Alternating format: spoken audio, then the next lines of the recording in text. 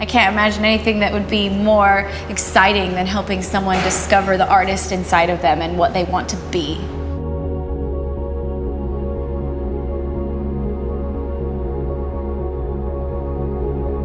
I think most things in life take courage, and I don't think a lot of people give themselves enough credit for how brave they are. Right Girl's been around for 17 years now. Our whole aim is to match professional women writers with teen girls, to give them the opportunity to develop their creativity, their confidence, and their creative writing skills. And in 17 years, we've been able to send 100% of our girls on to college. Our volunteers are essential and critical. Really, Right Girl is able to do all that it does because of the amazing volunteers. Without further ado, Right Girls, please give it up for Lindsey Stirling. Thank you so much. When I write music, I draw a lot from my own life. This song is called Shatter Me, the story of my experience recovering from anorexia. I saw this picture in my head one day of a ballerina in a snow globe. I remember feeling like I had to stay in this shell of perfection. But when I started to realize I had a problem, I realized this wasn't a protection, it was actually a cage.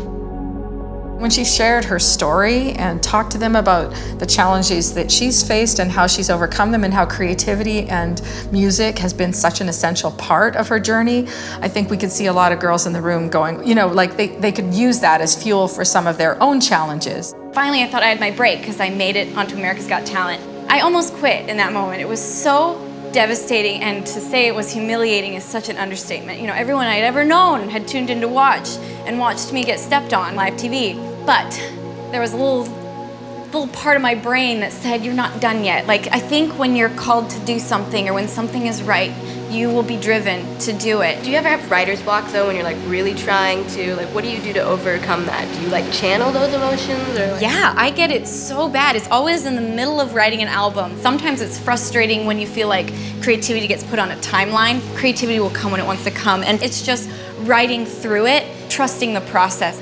What do you do if you're like on stage and then you mess up? I used to kind of freak out. I'd be like, I'm supposed to be perfect. They bought a ticket, for goodness sake. They came to see a show.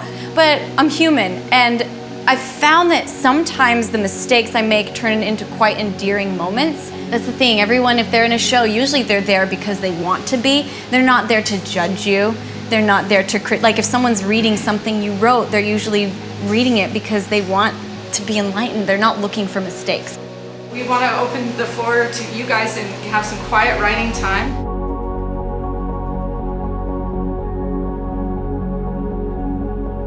So what we're going to do now is we're going to ask Samantha to do the magical thing of taking a little piece of a song and trying to set it to music with the band.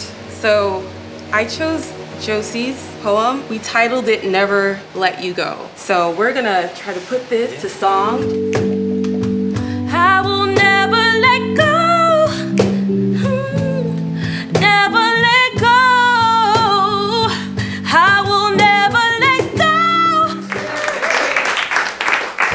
Well, there's several things that inspire me the most, but one is seeing a girl come to a workshop with her hood on or feeling kind of lethargic, to the transformation that happens over the course of the day of working with a mentor and, you know, getting a new journal. And then towards the end of the day, she's practically waving her journal in the air saying, I want to share this. You know, we kind of get stuck in our day-to-day, you know, routine and everything, and these girls show us what's possible. To see that transformation even in the course of one day is still thrilling to me.